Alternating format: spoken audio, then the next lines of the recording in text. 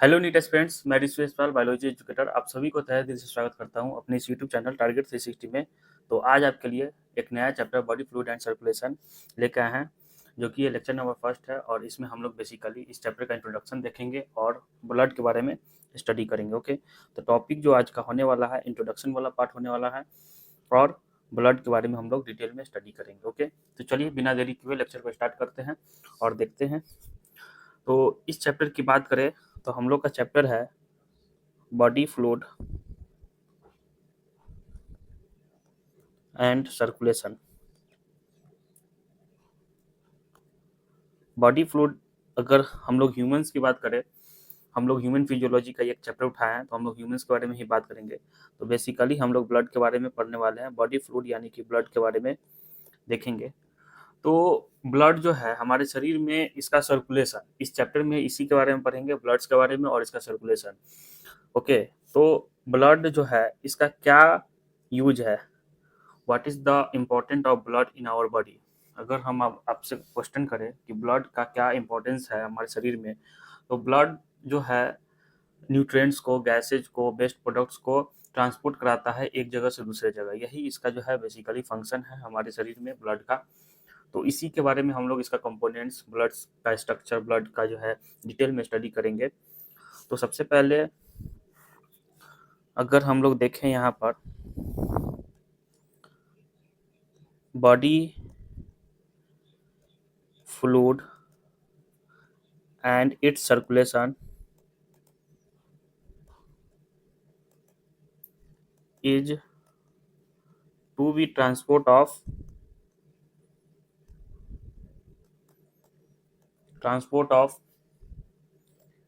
gases, hormones, nutrients, waste products,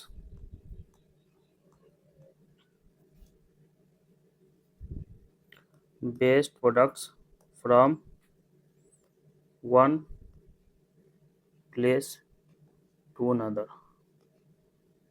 okay, जैसे कि हम लोग अभी ब्रीदिंग एक्सचेंज ऑफ गैसेज में देखे थे कि लंग्स तक जो है गैस का एक्सचेंज हो रहा है, लंग्स के पास जो है सभी गैस का एक्सचेंज हो रहा है। तो वहाँ से ऑक्सीजन को कैरी करता है ब्लड, और ब्लड जो है सेल के, मतलब कि हमारे शरीर के हर एक कोने कोने के सेल तक जो है ऑक्सीजन पहुँचाता है और कार्बन डाइऑक्साइड बाहर फेंकता है। तो ये जो है एक प्लेस से दूसरे जगह जो है गैस का एक्सचेंज, गैस का ट्रांसपोर्ट्स, हार्मोन्स का ट्रांसपोर्ट्स, न्यूट्रिएंट्स का ट्रांसपोर्ट्स, है ना, वेस्ट प्रोडक्ट्स का ट्रांसपोर्ट्स, तो ये कौन करता है? ब्लड करता है। ओके, तो ये जो बॉडी फ्लूइड है हम लोग डिफरेंट फाइलम में देखेंगे। यहाँ पर आप लोग लिखिए body fluid in different phylum. पहले हम लोग डिफरेंट फाइलम की बात कर लेते हैं। आप लोग एनिमल किंगडम चैप्टर पढ़े होंगे। तो इसमें क्या है, जैसे कि हम लोग पॉरीफेरा से स्टार्ट करते हैं। तो पॉरीफेरा सबसे सिंपल ऑर्गेनिज्म है, और हम लोग जो है एडवांस जैसे कि वर्टिब्रेट्स हम लोग कोर्डाटा में आते हैं, फाइलम कोर्डाटा में। तो एक तरफ हम लोग इसको टू कैटेगरी में डिवाइड कर लेते हैं। First is in simple organism, in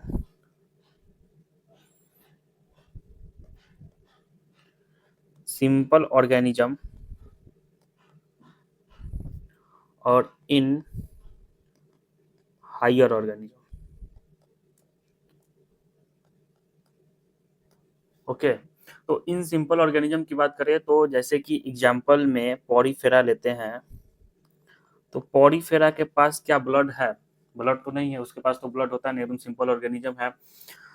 Coelenterata हो गया, टिनोफोरा हो गया, तो क्या इसके पास जो है ब्लड है? इसके पास तो ब्लड है नहीं। तो मतलब कि गैस का एक्सचेंज हो गया, न्यूट्रिएंट्स का एक्सचेंज हो गया, हार्मोन्स का एक्सचेंज हो गया, तो इसमें क्या कौन करता है? तो इसमें इन्वायरमेंटल फ्लूइड जो है इसको कैरी करता है।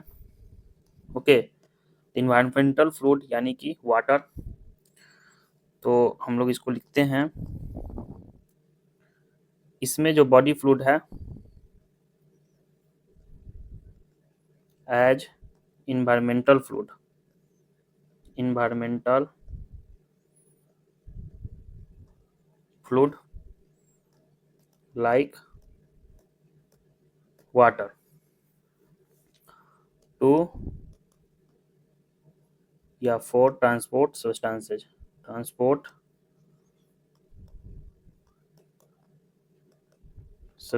Okay.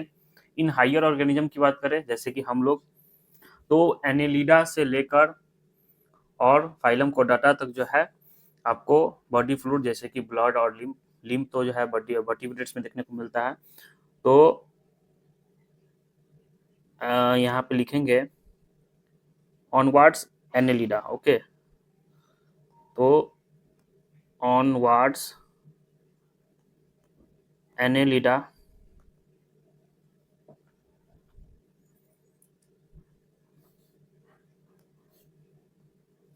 Body fluid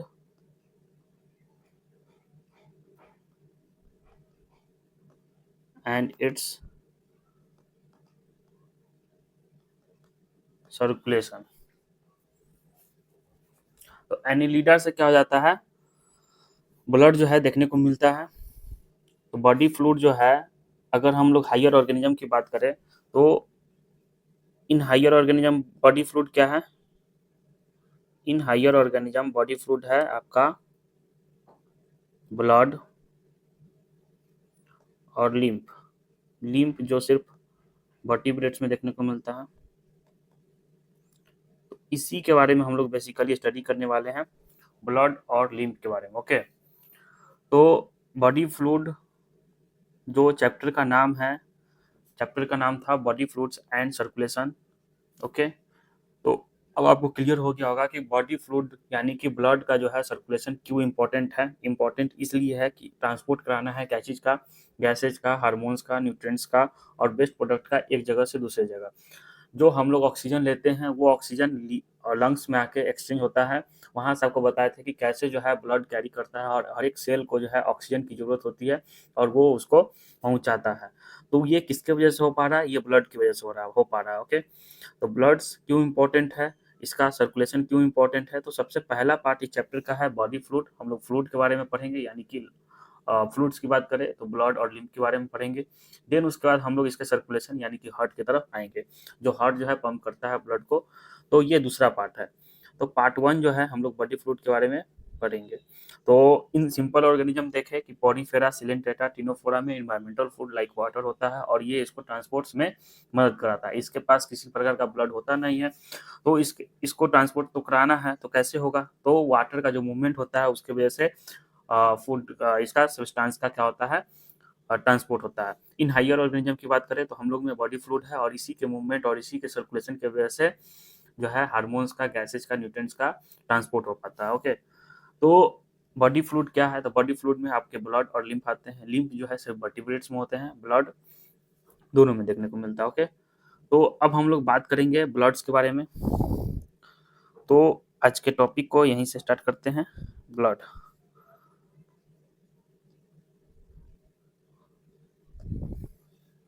okay. Now blood के बारे में पढ़ते हैं। तो ब्लड की बात करें तो ब्लड का 2 कंपोनेंट है।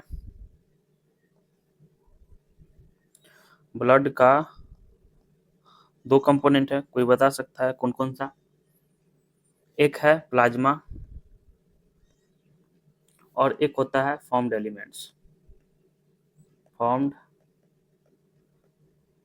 Elements okay.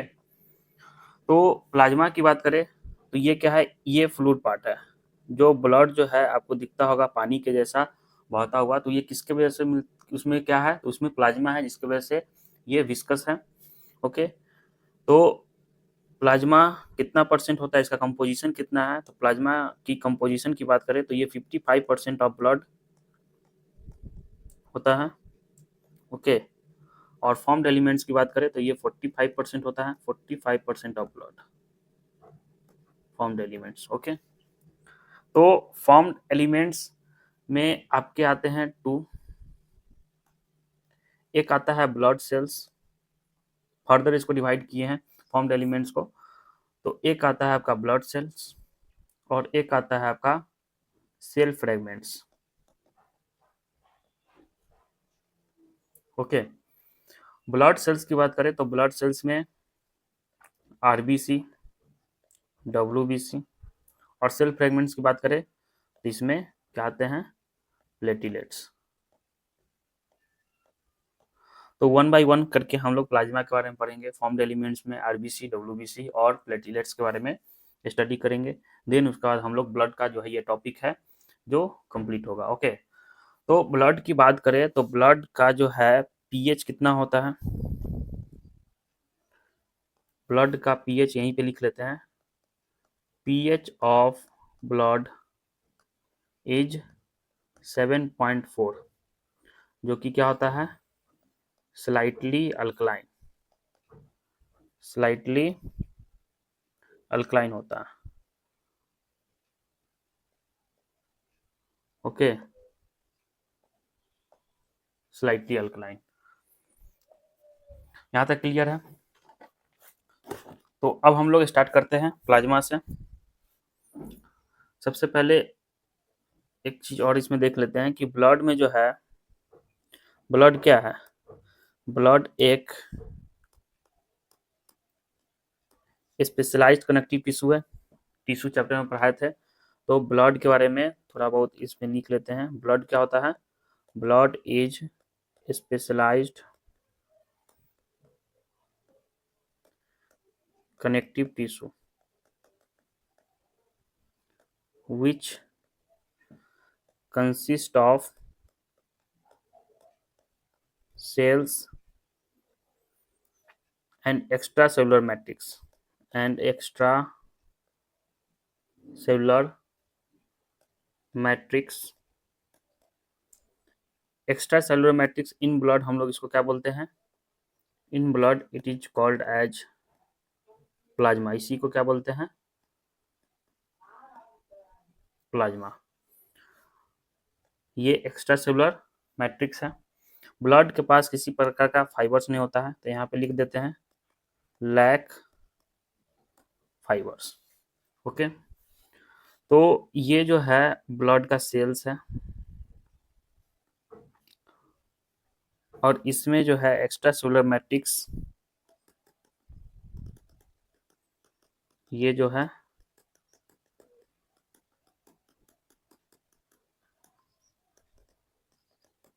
that is called extra cellular matrix,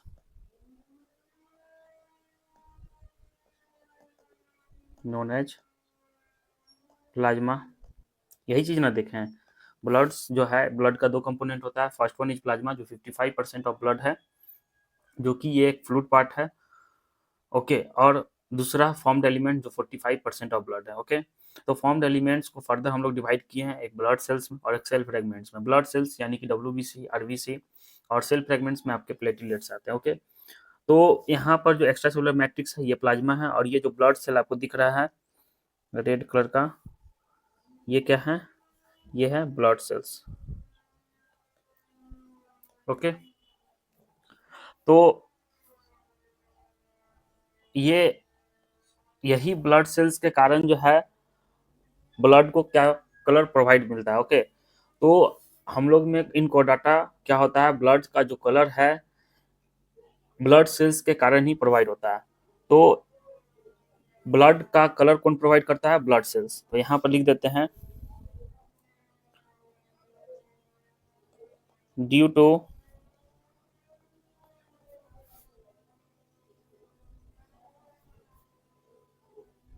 to blood sales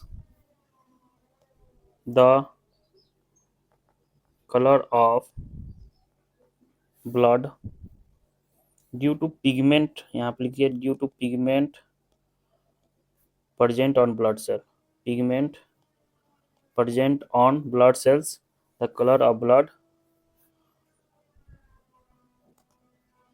provided by blood cells। Okay, और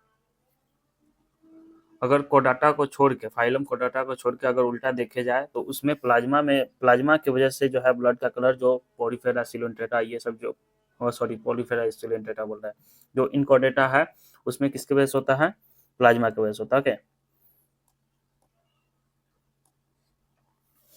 तो blood sales mainly blood cells की बात करें तो आरबीसी के वजह से हम लोग का ब्लड का कलर क्या होता है, रेड होता है। और वो किसके वजह से, पिगमेंट कहाँ प्रेजेंट होता है, रेड ब्लड सेल्स में।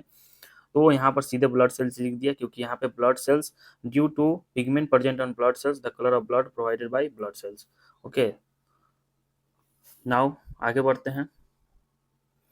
हम लोग सबसे पहले प्लाज्मा के बारे में पढ़ लेते हैं, देन उसके बाद फॉर्म्ड एलिमेंट्स के बारे में स्टडी करेंगे। ओके, तो नाउ आप लोग टॉपिक का नाम दीजिए प्लाज्मा।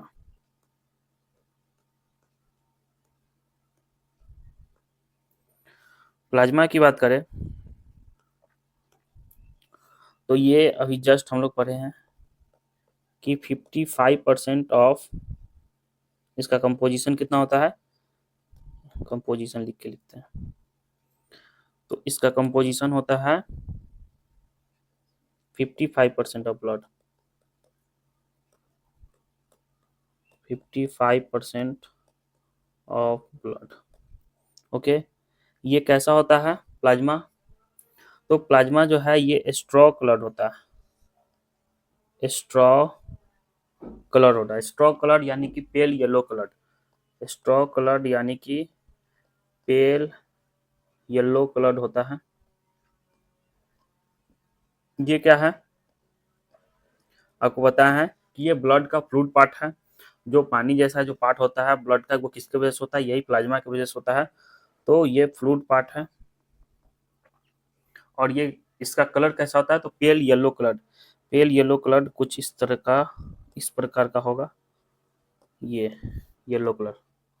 ओके, तो स्ट्रॉ कलर का होता है प्लाज्मा का। अगर कलर की बात करें तो स्ट्रॉ कलर का होता है, फ्लूइड पार्ट होता है, ये मोर विस्कस होता है देन वाटर। मोर यानी कि वाटर से क्या होता है, गहरा होता है। More viscous than water. Okay, more viscous than water. अगर हम प्लाज्मा का यहाँ पे कंपोनेंट्स की बात करें तो अब हम लोग बात करते हैं प्लाज्मा के कंपोनेंट्स के बारे में। तो कंपोनेंट्स, तो प्लाज्मा जो है मेनली 3 टाइप्स का होता है। प्लाज्मा में क्या क्या देखने को मिलता है, तो आपको वाटर देखने को मिलेगा। वाटर कितना, 90 to 92% का होता है प्लाज्मा में, वाटर्स होता है। ओके, प्रोटीन्स देखने को मिलेगा, 6 to 8% का होता है, प्रोटीन्स होता है। ओके, कंपोनेंट्स ऑफ किसका, प्लाज्मा का। तो प्लाज्मा में वाटर 90 to 92%, प्रोटीन्स की बात करें तो 6 to 8%, और अदर सब्सटेंसेज, अदर सब्सटेंसेज कितना, 1%, like minerals, like minerals. Minerals में कौन सा, chlorine, calcium ions, magnesium ions, hydrogen carbonate, ये सब आपको मिनरल्स जो है देखने को मिलेगा। ओके, इन ट्रांजिट फॉर्म में, इन ट्रांजिट फॉर्म आपको हार्मोन्स,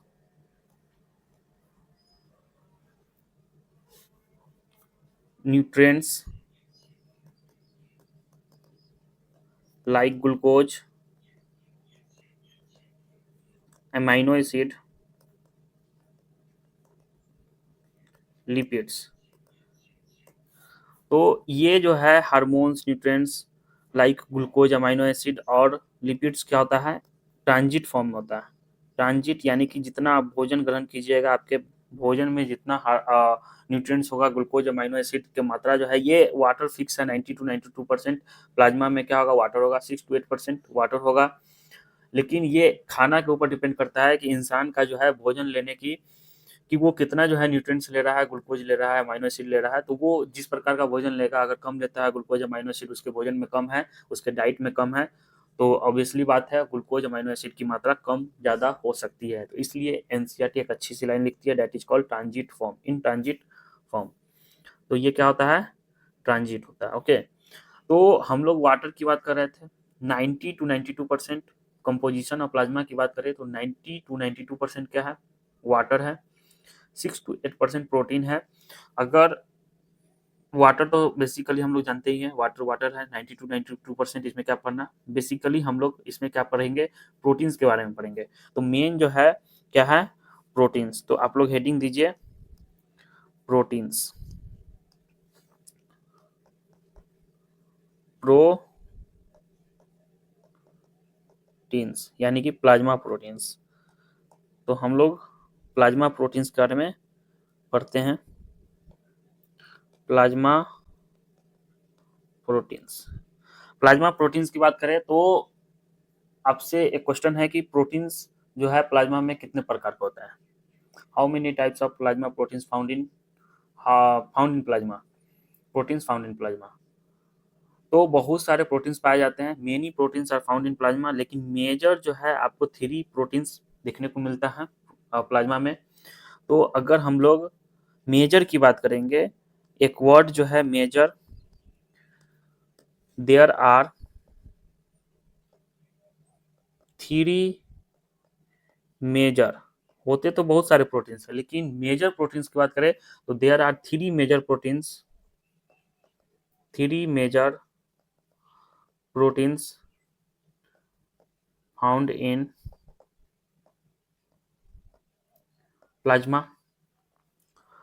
तो प्लाज्मा प्रोटीन्स की बात कर रहे थे हम लोग, प्लाज्मा प्रोटीन्स की बात कर रहे थे। तो मेजर जो है 3 प्रोटीन्स होता है, 3 प्रोटीन्स फाउंड। 3 प्रोटीन्स कौन कौन सा, कोई नाम बता सकता है? 3 प्रोटीन जो है अल्बुमिन, ग्लोब्यूलिन और फाइब्रिनोजेन। ये 3 मेजर प्रोटीन जो है आपके प्लाज्मा में देखने को मिलता है। ओके, तो हम लोग कंपोजिशन ऑफ प्लाज्मा की बात कर रहे थे। सबसे पहले कंपोनेंट ऑफ प्लाज्मा जो है, यहाँ शुरू से बताते हैं आपको। ब्लड से स्टार्ट करें तो ब्लड एक स्पेशलाइज कनेक्टिव टिश्यू है, जो एक्स्ट्रा सेलुलर मैट्रिक्स है उसको हम लोग क्या बोलते हैं, प्लाज्मा बोलते हैं, और ये ब्लड सेल्स है। तो ब्लड का जो कंपोनेंट था, ब्लड के कंपोनेंट में क्या देखे थे हम लोग कि ब्लड के कंपोनेंट में 55% ऑफ ब्लड जो है प्लाज्मा है, जो कि एक फ्लूइड पार्ट है, यानी कि ये क्या है, लिक्विड है। और formed element that is known as solid, ये क्या होता है, सॉलिड। तो फॉर्म्ड एलिमेंट को फर्दर हम लोग डिवाइड किए थे ब्लड सेल्स और सेल फ्रेगमेंट्स में। तो ब्लड सेल्स में आपके आरबीसी डब्ल्यूबीसी आते हैं, यानी कि रेड ब्लड सेल्स, और WBC white blood cells. Cell fragments यानी कि आगे पढ़ेंगे, ये जो है प्लेटलेट सेल फ्रेगमेंट्स है, यानी कि टुकड़ा है, that is known as platelets, और ये ब्लड क्लॉटिंग में हेल्प कराता है, ये ब्लड क्लॉटिंग में हेल्प करता है प्लेटलेट्स। तो इसके बारे में डिटेल में आगे देखेंगे। तो जो कलर है ब्लड का, रेड कलर, ये किसके वजह से, पिगमेंट कहाँ प्रेजेंट है, ब्लड सेल्स में। ब्लड सेल्स की बात करें तो आरबीसी डब्ल्यूबीसी मेनली बात करें तो आरबीसी रेड ब्लड सेल्स के कारण ही हम लोग का जो है रेड ब्लड सेल्स यानी कि हेमोग्लोबिन प्रेजेंट है, जिसकी वजह से क्या होता है, ब्लड का कलर जो है रेड होता है इन ह्यूमंस, इन ह्यूमंस की बात कर रहा है। तो ब्लड एक स्पेशलाइज कनेक्टिव टिश्यू है, एक्स्ट्रासेलुलर मैट्रिक्स है। In blood it is called as, extracellular matrix को हम लोग क्या बोलते हैं, प्लाज्मा। और यहाँ तक ये हो गया था प्लाज्मा की, हम लोग अब बात कर रहे थे। सबसे पहले हम लोग प्लाज्मा के बारे में पढ़ेंगे, देन उसके बाद हम लोग फॉर्म्ड एलिमेंट्स के बारे में पढ़ेंगे। तो प्लाज्मा की कंपोजिशन की बात करें इन ब्लड तो 55% क्या था, प्लाज्मा था। ये क्या होता है, स्ट्रॉ कलर्ड है, स्ट्रॉ कलर यानी कि पेल येलो कलर है। ये फ्लूइड पार्ट है ब्लड का, और ये मोर विस्कस होता है, किससे, वाटर से मोर विस्कस है। ओके, नाउ हम लोग अब बात कर रहे थे कंपोनेंट्स ऑफ प्लाज्मा। तो वाटर जो है 90 to 92% वाटर है, 90 से 92%, प्रोटीन 6 to 8%, और अदर सब्सटेंस दैट इज 1%। तो अदर सब्सटेंस में like minerals, chlorine, calcium, magnesium, hydrogen carbonate, ये सब, और हार्मोन्स, न्यूट्रिएंट जो है इंट्रांजिट फॉर्म में होता है, यानी कि ये निर्भर करता है, आपको बता चुके हैं। नाउ प्लाज्मा प्रोटीन्स के बारे में हम लोग बात कर रहे थे कि देयर आर 3 में, होता तो बहुत सारा प्रोटीन्स है, many proteins are found in क्या, अगर इस टाइप का क्वेश्चन आता है जर्सन रीजन में कि only 3 proteins found in plasma, नहीं ये गलत हो जाएगा। Major 3 proteins found in plasma, many proteins अगर ये क्वेश्चन आता है, स्टेटमेंट है many proteins found in plasma, तो ये सही होगा। 3 मेजर प्रोटीन्स होता है और मेनी प्रोटीन्स होता है, यानी कि मेनी प्रोटीन्स में 3 मेजर प्रोटीन्स की बात करें तो कौन कौन सा था, तो वो था अल्बुमिन, ग्लोब्यूलिन और फाइब्रिनोजेन। तो अब हम लोग बात करते हैं एल्बुमिन के बारे में। नाउ हम लोग यहाँ देखेंगे एल्बुमिन के बारे में। तो प्लाज्मा प्रोटीन में एल्बुमिन के बारे में देखते हैं। ओके, तो एल्बुमिन का क्या योगदान है। एल्बुमिन की बात करें तो ये ऑस्मोटिक बैलेंस में को मेंटेन करके रखता है। It helps in maintaining it helps in maintaining osmotic balance. इसका क्या मतलब है। ऑस्मोसिस का मतलब समझते हैं, एक वर्ड है ऑस्मोसिस, केमिस्ट्री में पढ़े होंगे। तो वाटर का जो मूवमेंट होता है, movement of water, movement of water, low concentration of solute, low concentration, spelling सही कर लेते हैं,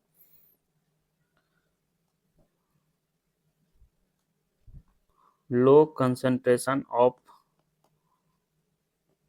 सॉल्यूट से हाई कंसंट्रेशन ऑफ सॉल्यूट तक होता है, high concentration of solute. Okay, तो वाटर का जो मूवमेंट होता है लो कंसंट्रेशन से हाई कंसंट्रेशन ऑफ सॉल्यूट तक होता है, that is known as osmosis. उसी को हम लोग क्या बोलते हैं, ऑस्मोसिस बोलते हैं। अगर अगर ये एक केस लेते हैं, एक केस लेते हैं कि किसी भी इंसान के अंदर प्रोटीन्स की कमी हो जा रही है, यानी कि प्रोटीन्स की बात करें तो एल्बुमिन की कमी हो जा रही है।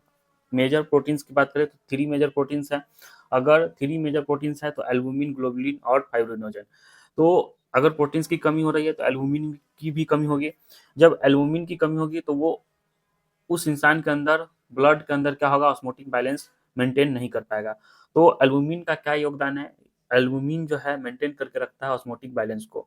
तो उसके अंदर क्या देखने को मिलेगा, तो आप इससे समझिए कि ये है ब्लड, ये ब्लड का क्या हो रहा है, इस तरह से मूवमेंट हो रहा है।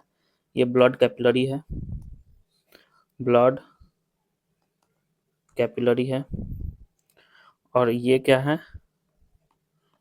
टिश्यू है, टिश्यू है। ओके, अगर एल्बुमिन की कमी हो जा रही है तो वाटर का जो मूवमेंट है, जो ब्लड से वाटर का मूवमेंट कहाँ हो जाएगा, low concentration to high solute, यानी कि ब्लड क्या हो जाएगा, डाइल्यूट हो जाएगा, और वाटर का मूवमेंट किधर होने लगेगा, टिश्यू की तरफ हो जाएगा। तो इस कंडीशन को हम लोग बोलते हैं एडिमा, यानी कि उसके अंदर जो है उसका मतलब कि चेहरा वगैरह, जो हाथ वगैरह, हाथ पैर, वो क्या होगा, शरीर फूलने लगेगा, उसमें सूजन आने देखने को मिलेगा। तो ये किसके कमी की वजह से होता है, प्रोटीन्स की कमी की वजह से होता है। प्रोटीन में मेनली एल्बुमिन की कमी से ये वाटर का जो मूवमेंट है उसके उसके अंदर क्या देखने को मिलेगा कि ब्लड से वाटर का मूवमेंट टिश्यू की तरफ हो रहा है और शरीर जो है सूजने लगेगा। ओके, तो ये एक कंडीशन है। तो हम लोग एडिमा के बारे में बात कर रहे थे, तो एडिमा के वजह से क्या होने लगता है, टिश्यू स्वेलिंग करने लगता है, टिश्यू स्वेलिंग करने लगता है, सूजने लगता है, फूल जाता है। ओके, तो ये किसके वजह से हो रहा है, ब्लड में प्रोटीन की कमी हो गई है। प्रोटीन में मेनली जो है एल्बुमिन जो है ये क्या करता है, ब्लड को ऑस्मोटिक बैलेंस मेंटेन करके रखता है, और ब्लड में प्रोटीन की कमी से, यानी कि एल्बुमिन, मेन एल्बुमिन की कमी से क्या हो गया है, ब्लड में वाटर का जो मूवमेंट है ये डाइल्यूट हो गया है। तो ये हायर कंसंट्रेशन और ये हो गया लोअर कंसंट्रेशन। तो वाटर का जो मूवमेंट है lower to higher concentration, that is known as osmosis. तो ब्लड से वाटर जो है निकल के टिश्यू की तरफ जाने लगता है। ओके, तो ये था एल्बुमिन। अब हम लोग बात करेंगे प्लाज्मा प्रोटीन में एल्बुमिन आप लोग का हो गया, ग्लोब्यूलिन के बारे में बात करते हैं। Now globulin, next topic is globulin. तो हम लोग ग्लोब्यूलिन के बारे में बात करते हैं। तो ग्लोब्यूलिन जो है ये क्या करता है, ये डिफेंस मैकेनिज्म में हेल्प करता है। तो ये help in defence mechanism of body. Okay, तो ग्लोबुलिन बहुत तरह का होता है, जैसे कि alpha globulin, beta globulin,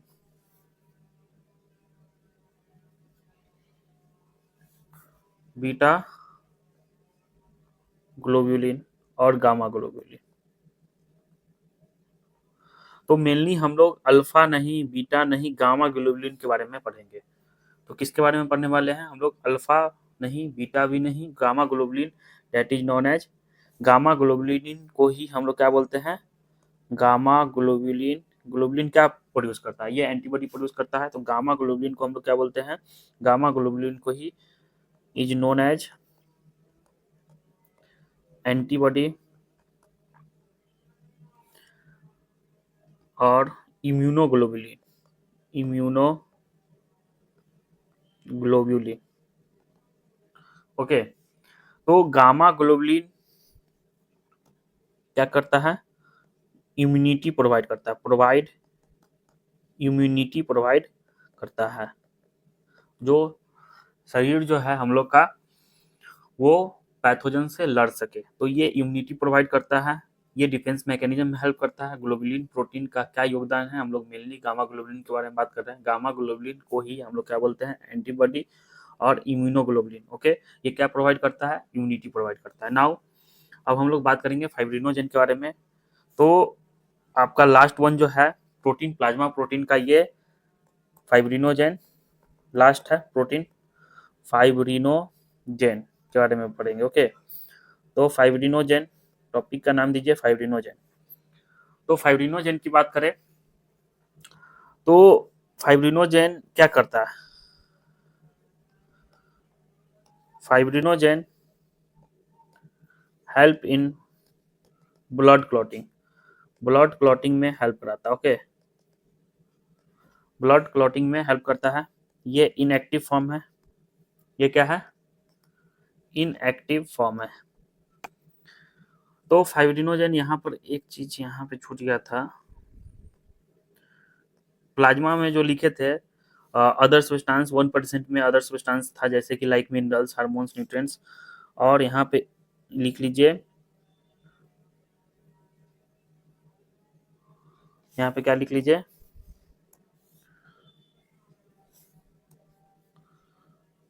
clotting factor भी क्या होता है? प्रेजेंट होता है।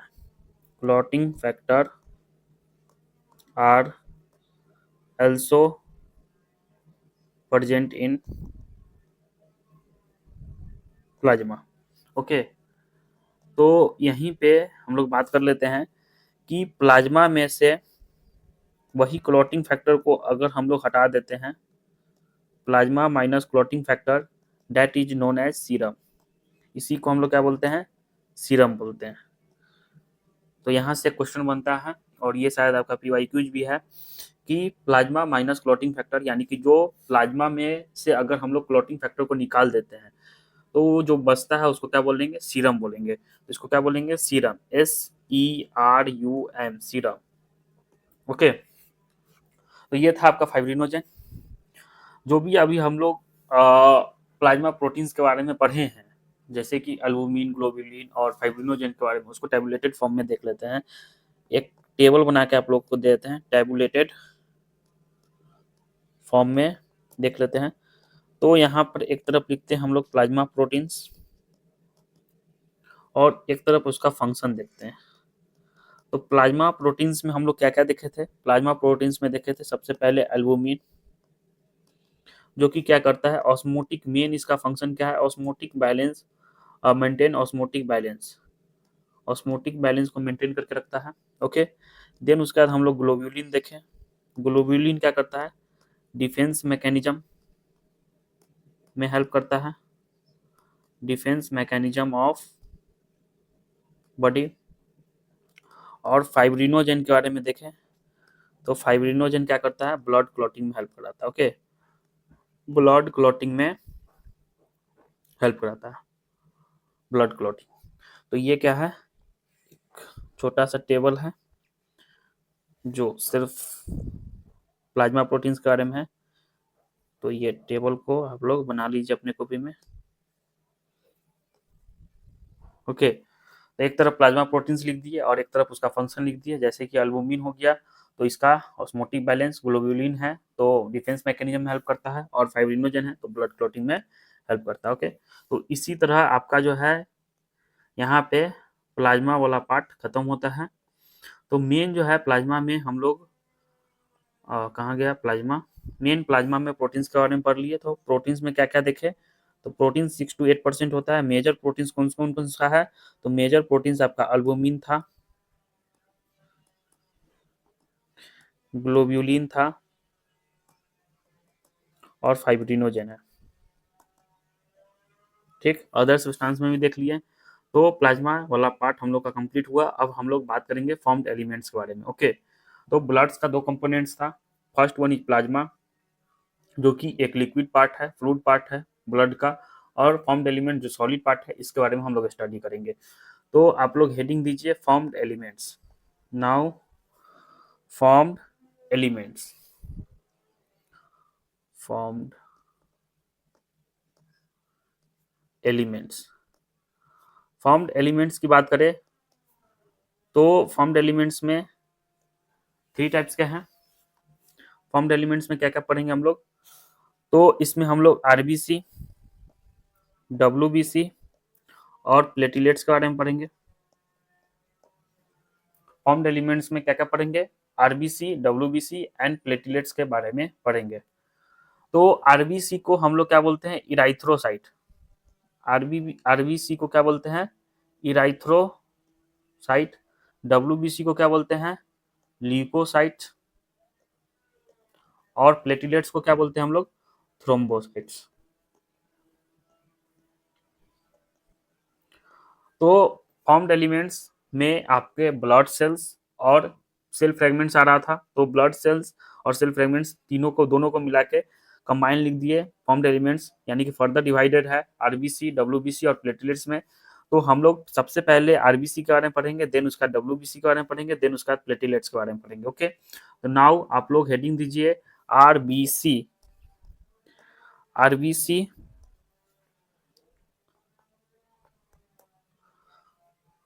आरबीसी आरबीसी कॉमन नेम क्या है, रेड ब्लड सेल्स। अभी जस्ट देखे, इसको क्या बोलते हैं, इराइथ्रोसाइट्स भी बोलते हैं। It is also known as इराइथ्रोसाइट्स।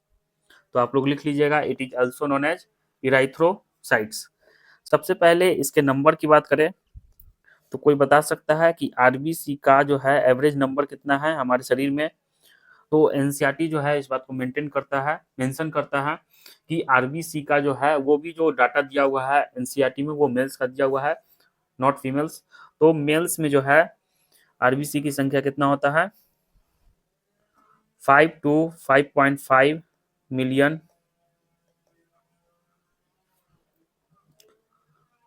पर mm³ या इसको आप mm⁻³ इस तरह से भी लिख सकते हैं।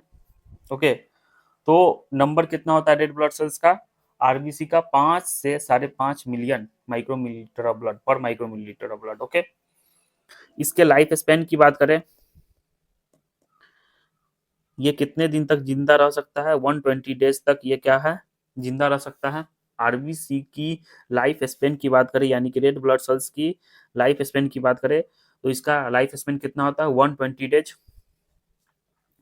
इसके बाद ये क्या हो जाता है, after which they are destroyed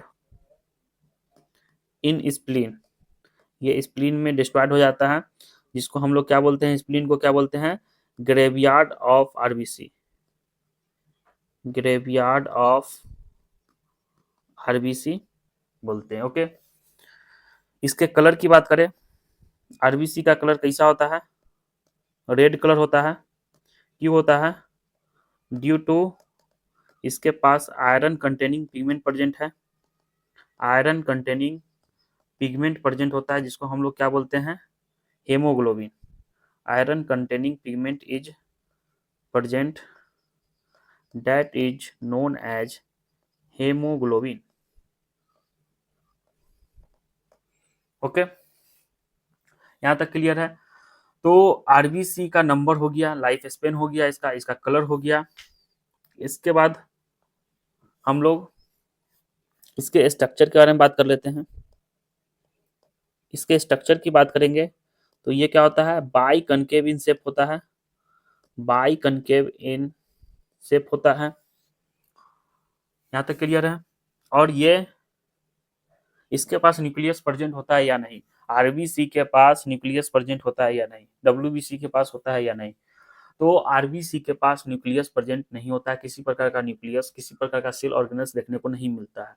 वजह क्या है, इसके पास आरबीसी के पास न्यूक्लियस प्रेजेंट नहीं है, किसी प्रकार का सेल ऑर्गेनल्स प्रेजेंट नहीं है, क्योंकि ये ज्यादा स्पेस किसको देना चाहता है, ये हेमोग्लोबिन को ज्यादा स्पेस देना चाहता है, जिसके वजह से इसके पास किसी प्रकार का न्यूक्लियस, किसी प्रकार का सेल ऑर्गेनल्स नहीं देखने को मिलता है।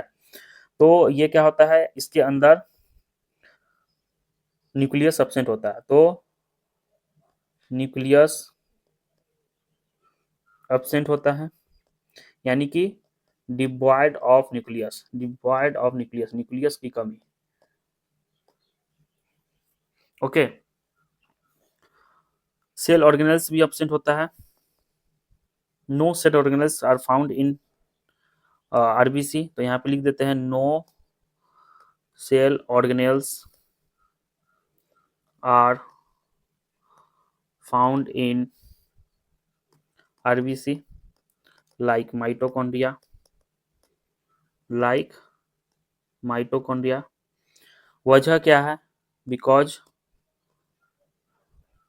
RBC give more space to haemoglobin. Okay, तो स्ट्रक्चर के आरबीसी का स्ट्रक्चर देख रहे थे, तो आरबीसी का स्ट्रक्चर कैसा होता है, बाइकनकेव शेप का होता है। इसके पास न्यूक्लियस प्रेजेंट है या एब्सेंट है, एब्सेंट है। डब्ल्यूबीसी में प्रेजेंट होता है, उसमें आपको न्यूक्लियस का बना के भी बना के दिखाएंगे, बाइलोब होता है, बीन शेप्ड होता है, इस तरह का 2 to 3 बाइलोब स्ट्रक्चर देखने को मिलेगा न्यूक्लियस का। इसके पास नो सेल ऑर्गेनल्स देखने को मिलता है, किसी प्रकार का सेल ऑर्गेनल्स नहीं होता है। ओके, अब हम लोग बात करते हैं आरबीसी के फॉर्मेशन के बारे में। तो साइट ऑफ फॉर्मेशन क्या है, आरबीसी का फॉर्मेशन कहाँ होता है, आरबीसी का फॉर्मेशन रेड बोन मैरो में होता है, रेड बोन मैरो में होता है। ओके, तो आरबीसी का फॉर्मेशन अगर हम लोग एक एम्ब्रायोनिक कंडीशन ले लें, एम्ब्रायोनिक कंडीशन, और एक इन एडल्ट्स देखें, तो एम्ब्रायोनिक कंडीशन में रेड बोन मैरो में इसका फॉर्मेशन नहीं होता है, इसका होता है लीवर में। ओके, एडल्ट्स में आपको रेड बोन मैरो में देखने को मिलता है। तो ये जो है आरबीसी का फॉर्मेशन जो है हम लोग बात कर रहे हैं, ये किसके में बात कर रहे हैं, इन एडल्ट्स के बारे में बात कर रहे हैं। तो इन एडल्ट्स आरबीसी का फॉर्मेशन कहाँ होता है, और रेड बोन मैरो में होता है। तो ये रेड बोन मैरो। ओके, और एम्ब्रायोनिक कंडीशन में लीवर में, स्प्लीन में। फर्स्ट आरबीसी जो है कहाँ बनता है, फर्स्ट आरबीसी यॉर्क सैक में बनता है। ओके, यहाँ तक क्लियर है। आरबीसी के फॉर्मेशन को हम लोग क्या बोलते हैं, इराइथ्रोपोइसिस, इराइथ्रोपोइसिस। आरबीसी के फॉर्मेशन को क्या बोलते हैं, इराइथ्रोपोइसिस। रेड बोन मैरो में बनता है, in adults red bone marrow में, और एम्ब्रायोनिक कंडीशन में लीवर में, स्प्लीन में देखने को मिलता है। फर्स्ट आरबीसी कहाँ बनता है, यॉर्क सैक में बनता है। यहाँ तक क्लियर हो गया। तो ये था आरबीसी के बारे में।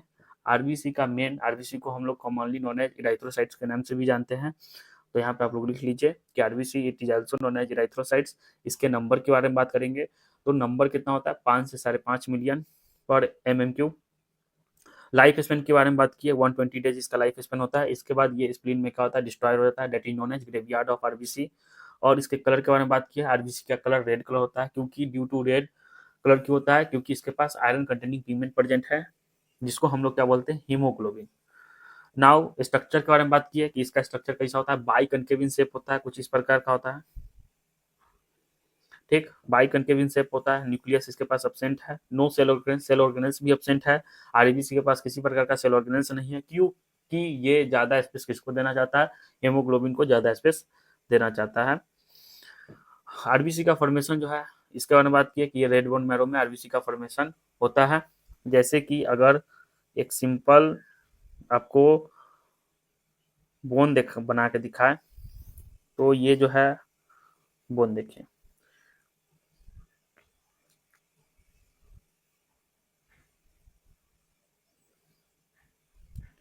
तो ये बोन के बीचों बीच जो इंड इंड पे जो ये कैविटी है, यहाँ पे ये क्या प्रेजेंट है, रेड बोन मैरो। और यहाँ पे क्या बन बीचों बीच बीच में जो है मतलब कि बोन के बीच में क्या प्रेजेंट है, येलो बोन मैरो। तो ये जो है टिश्यू में बताए थे। तो रेड बोन मैरो जो है बोन्स के एंड पे रेड बोन मैरो प्रेजेंट होता है, रेड बोन मैरो आरबीएम लिख दिए हैं।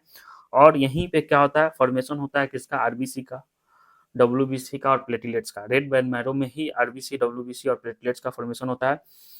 और और क्या हो गया, नाउ अब हम लोग बात करेंगे डब्ल्यूबीसी के बारे में। तो अब आप लोग हेडिंग दीजिए डब्ल्यूबीसी, यानी कि white blood cells, white white blood cells, WBC को व्हाइट ब्लड से लिखते हैं, अच्छा रहेगा। WBC known as, commonly known as, इसको कॉमन नेम की बात करें तो इसको क्या बोलते हैं, white blood cells. It is commonly known as leukocytes, leukocytes. Okay, leukocytes के नाम से जानते हैं, ल्यूकोसाइट्स। ओके, इसके नंबर की बात करें, सबसे पहले इसके नंबर के बारे में बात करते हैं। तो इसका नंबर कोई बता सकता है कितना होता है, डब्ल्यूबीसी का संख्या ब्लड में? तो इसका नंबर 6000 से 8000 तक होता है। इसका संख्या कितना होता है, 6000 से 8000 और mm3।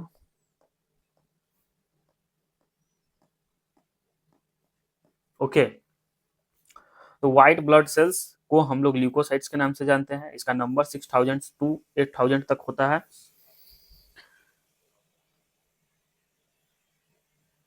इसके लाइफ स्पेन की बात करें, नाउ इसके लाइफ स्पेन के बारे में बात करें, तो इसका लाइफ स्पेन शॉर्ट लिव्ड होता है, ये up to 1 week, up to 1 week. Okay, ये शॉर्ट लिव्ड होता है, लेकिन इसमें एक्सेप्शन है, लिम्फोसाइट जो है, इसमें एक्सेप्शन है लिम्फोसाइट, इसका लॉन्ग पीरियड ऑफ रहता है। ओके, एक एक्सेप्शन है, एक्सेप्शन लिख दिए। ओके, तो हम लोग जो है इसका नंबर देख लिए, इसका लाइफ स्पेन देख लिए। साइट ऑफ फॉर्मेशन की बात करें तो ये कहाँ बनता है, साइट ऑफ फॉर्मेशन की बात करें तो ये रेड बोन मैरो में ही बनता है, रेड बोन मैरो, आरबीएम लिख दिए, आप लोग समझ जाइएगा। हम लोग मेन जो डब्ल्यूबीसी के बारे में पढ़ने वाले हैं, मेन जो है डब्ल्यूबीसी के टाइप्स के बारे में बात करेंगे। तो मेजर 2 टाइप्स का होता है, एक होता है ग्रैन्युलोसाइट्स, डब्ल्यूबीसी आर 2 टाइप्स। एक होता है ग्रैन्युलोसाइट्स, क्या होता है, ग्रैन्युलोसाइट्स, और दूसरा होता है ए ग्रैन्युलोसाइट्स, ए ग्रैन्युलोसाइट्स। तो ग्रैन्युलोसाइट्स मतलब क्या होता है कि इसमें ग्रैन्यूल्स प्रेजेंट है, यानी कि डब्ल्यूबीसी के साइटोप्लाज्म में क्या है, ग्रैन्यूल्स प्रेजेंट है, छोटे छोटे छोटे छोटे क्या है प्रेजेंट है, ग्रैन्युलोस प्रेजेंट है, ग्रैन्युलोस प्रेजेंट होता है। ओके, इसमें क्या है, छोटे छोटे ग्रैन्यूल्स प्रेजेंट है। और एक ग्रैन्युलोसाइट में क्या है, ग्रैन्युलो, यानी कि यहाँ लिख दीजिए डू नॉट फाउंड ग्रैन्यूल्स, सीधे लिखते हैं, यहाँ पर क्या लिखेंगे, do not found granules. Okay, यानी कि ग्रैन्यूल्स क्या है, अब्सेंट है। इसलिए इसको क्या बोलते हैं, एग्रेनुलोसाइट्स। इसमें क्या है, ग्रेनुलोस अब्सेंट है। तो ग्रेनुलोसाइट्स यानी कि डब्ल्यूबीसी को टू टाइप्स में डिवाइड करते हैं। मेजर टू टाइप्स का होता है डब्ल्यूबीसी, एक ग्रेनुलोसाइट्स और एक दूसरा एग्रेनुलोसाइट। ग्रेनुलोसाइट में आपका आता है न्यूट्रोफिल्स,